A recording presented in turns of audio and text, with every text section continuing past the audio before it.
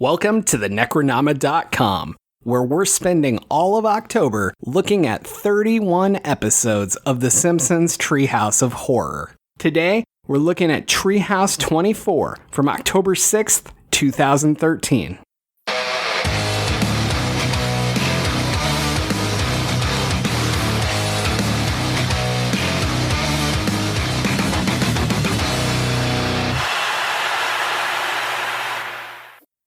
I am James Sabata. I'm Don Guillory. And I'm Thomas Brungardt. No, I'm Thomas Brungardt. Well, I'm James Sabata. No, I don't want to be James Sabata. Never mind. I saw my credit score. You don't want to be James Sabata. I didn't know you could put a negative sign in front of a credit score, but you can put a negative sign in front of anything. Anyway. So the best part of this episode's the opening. Oh. What number is this? 24. 23. 24? 24, season 25. Because we're always one off.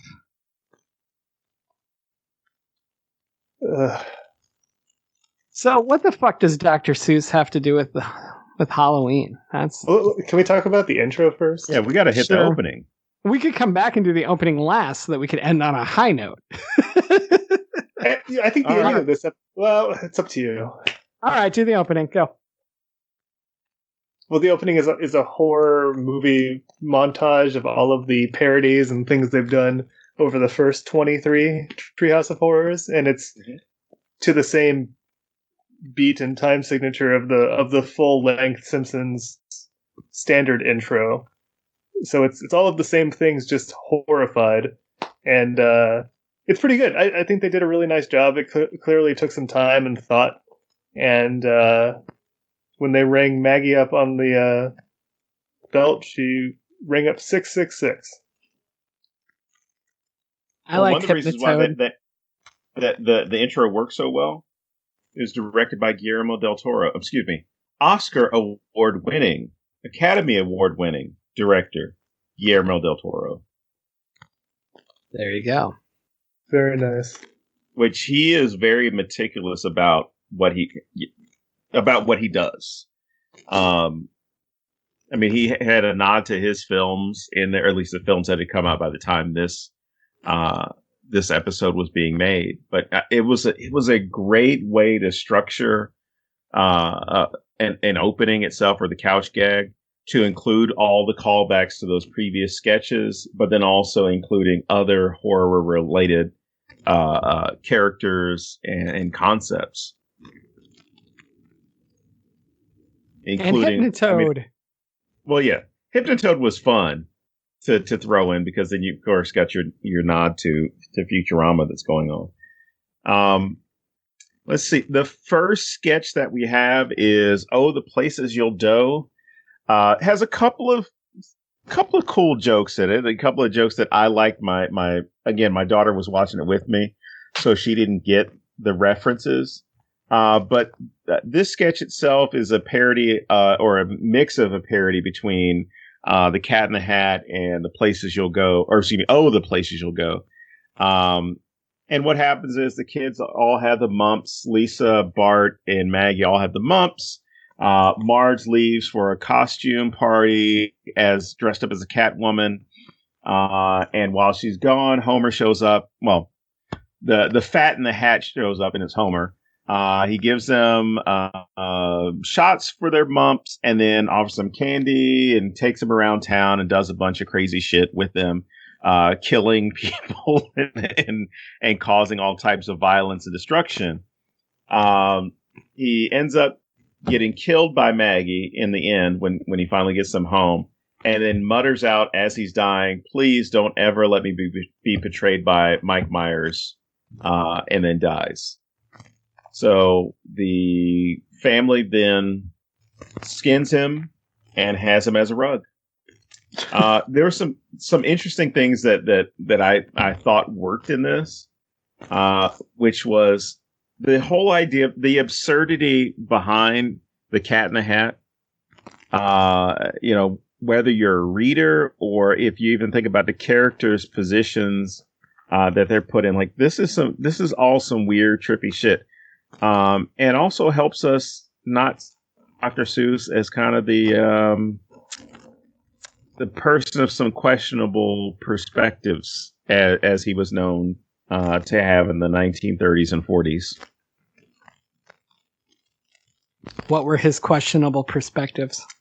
Oh, I would like for the listeners to go and Google old Dr. Seuss cartoons.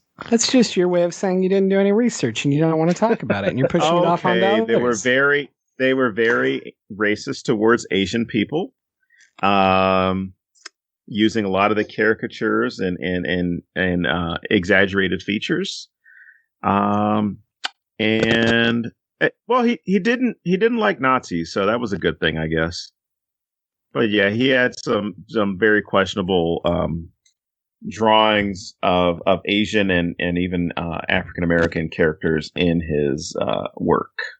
Was that the overall style at the time? No, not the way he did it. Now, I'm not saying there wasn't, racism and things like that in other cartoons, because there was, but we don't associate him with that. We associate him with the lighter stuff, the fun stuff. And this is not one of these things that well, it wasn't. I mean, it's still one of those things where you didn't have to do it, but it was done for a purpose. Now, this is not a cancel Dr. Seuss. I like Dr. Seuss. I have no problem with Dr. Seuss. But what I'm saying is we recognize him more for the good than kind of the creepy and racial caricatures that he made his early name with. Back then, we'd call nickels bees. Give me 5 bees for a quarter, you'd say. And I'd have an onion on my belt. Which was the style of the time. You see, I set the toaster to medium to 3 medium brown. Never mind. I struggle with this one because I like Dr. Seuss, but I just think Fat in the Hat is so goddamn lazy. Yes. And they could have done so many things. There's the Simpsons bit from an earlier season where Homer is crying after reading Hop on Pop because they just kept hopping on Pop, which I thought would be so much funnier if Homer is just being hopped on and they're just killing him slowly by jumping on him. Something like that. I would totally watch that. That sounds funnier to me. This is just they tried so hard to fit the story and to make the parody work. And it just ended up being this gobbledygook of Dr. Seuss nonsense. When they could have done the Homer and the Minnesnomer. The worst part of all of this for me is the Fat in the Hat pledges a frat. Please don't threaten more of this. Yeah. Overall, I thought it was interesting. Not good, just I enjoyed that they tried something different, and I do feel like the fact that they went lazy affected them, because when you go Fat in the Hat, you can't make things better from there. Yeah, it's unfortunate. All right, here's my question. I mean, other than that, well, here's a better question, I guess. Can you ask it in a rhyme? Why would I do something like that? Could you? No. Which of Dr. Seuss's stories, books, whatever, were the ones that kind of got you into that world? Are you aware of the paper that I wrote or not? No, I'm not. Okay. All right, Thomas, go ahead. Yertle the Turtle.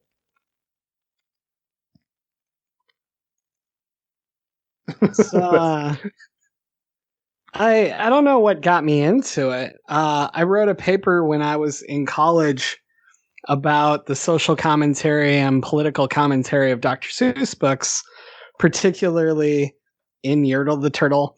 Hell yeah. And Horton Hears a Who, and the Butter Battle book. Oh yeah, Yertle's about Hitler's rise, and the Butter Battle book is all about nuclear weapons and mutual assured destruction. Mm-hmm. And yeah, The Butter Battle book is probably the most interesting to me because it's all about people who literally disagree on which side of the bread the butter needs to be on. And there's one person, or there's one side that's clearly fucking wrong, because who the fuck wants the butter in their hand? But, you know, that's war for you. There you go. I think for me, it was probably green eggs and ham because of the absurdity of it. I mean, a lot of this has to deal with absurdity. But my problem early on, as far as the logic of it, I would argue, and I still argue to this day, it says green eggs and ham. But for some reason, the ham is green too.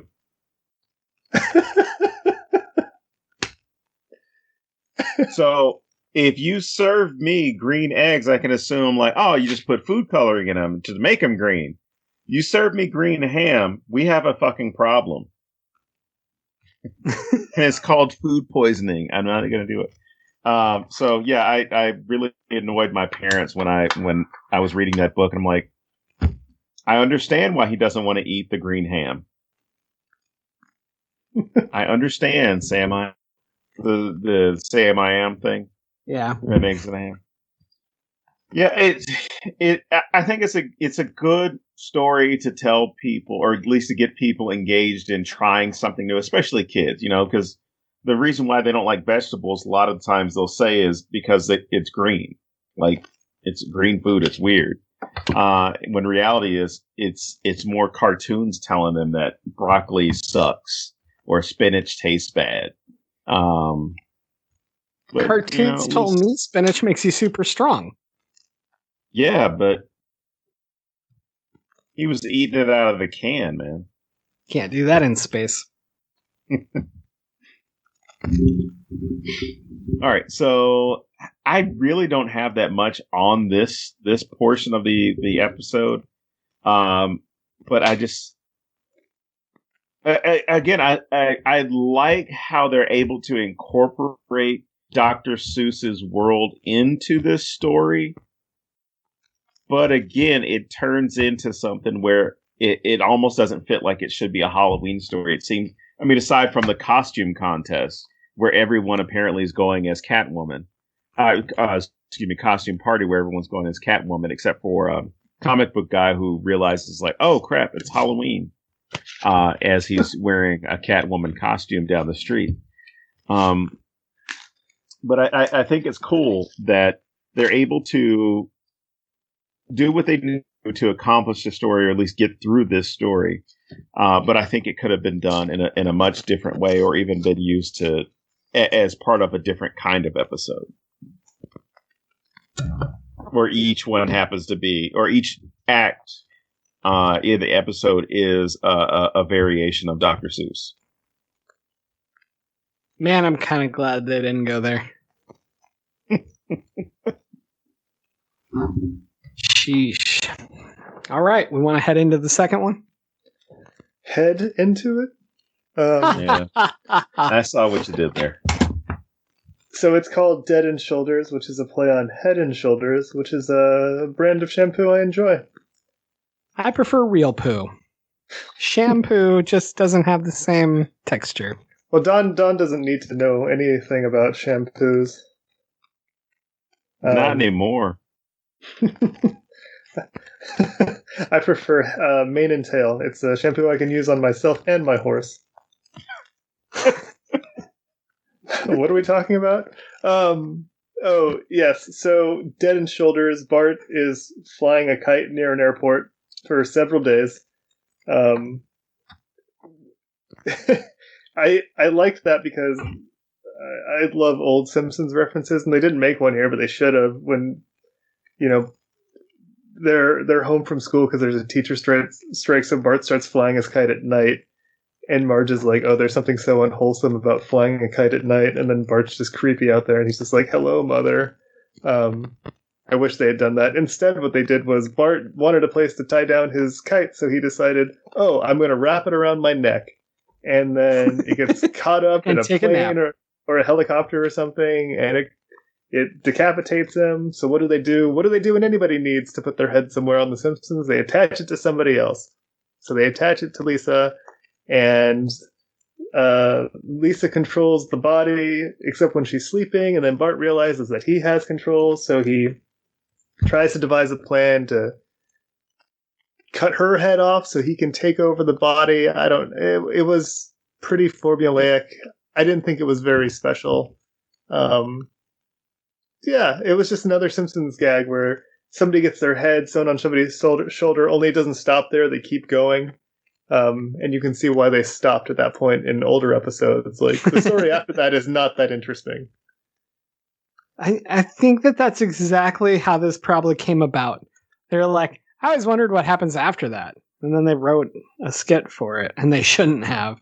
Yeah. I don't mind this one. I don't think. There's, like you said, there's nothing special about it, and it doesn't really accomplish anything.